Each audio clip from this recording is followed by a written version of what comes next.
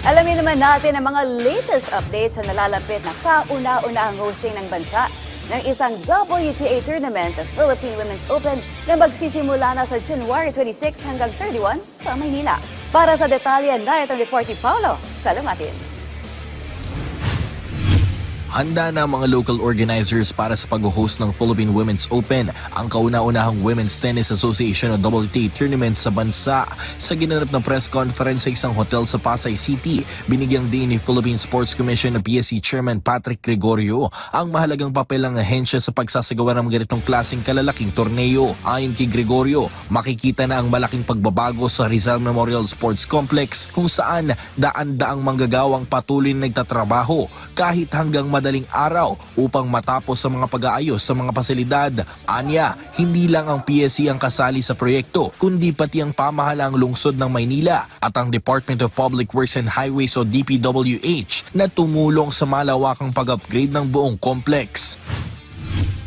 We enable NSAs, lalo na yung mga professionally managed and talagang well-managed national sports associations, and PhilTA's one of them.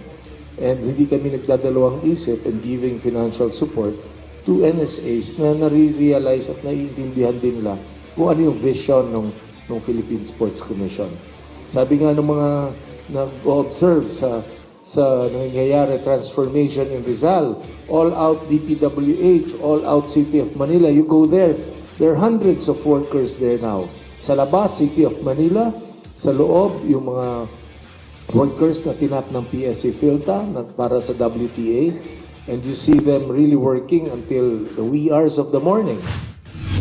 Samantala, ayon kay Philippine Tennis Association of PhilTA Secretary General John Ray Tiangco, malaki ang kanilang tiwala na matatapos ang lahat ng paghahanda sa takdang oras dahil sa matibay na suporta ng PSC. Binigyang halaga rin ni Tiangco na siya ring mayor ng Navotas City at isang dating national tennis player ang kahalagahan ng pag-host ng inaugural Philippine Women's Open para sa pag-unlad ng tennis sa bansa.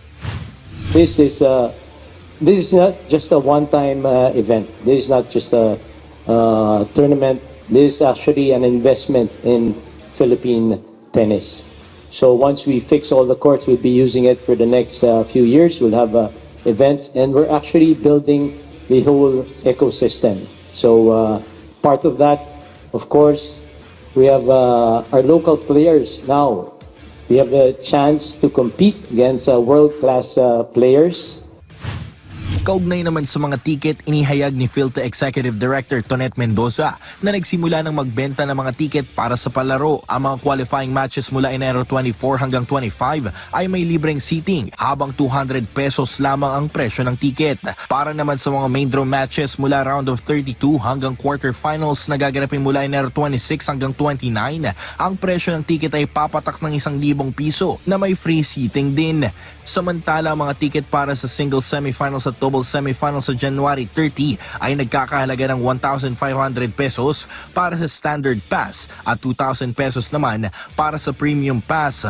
Ganito rin ang presyo ng mga tiket para sa championship match sa huling araw ng palaro sa January 31. Paolo Salamatin para sa Atletang Pilipino, para sa Bagong Pilipinas.